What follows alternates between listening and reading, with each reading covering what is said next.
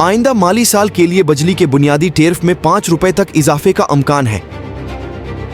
Central power purchasing agency (CPPA) ने आइंदा माली साल बिजली खरीदारी की कीमत के तयन के लिए नीपरा में दरख्वास्त जमा करवा दी। दरख्वास्त में कहा गया कि आइंदा माली साल बिजली खरीदारी कीमत का तखमीना 3,580 अरब रूहे तक है। बिजली खरीदारी कीमत का तखमीना रवां माली साल से 300 अरब रुपए ज्यादा है। ज़राया का कहना है कि रवां माली साल के लिए बिजली खरीदारी का तखमीना 3,280 अरब रुपए था।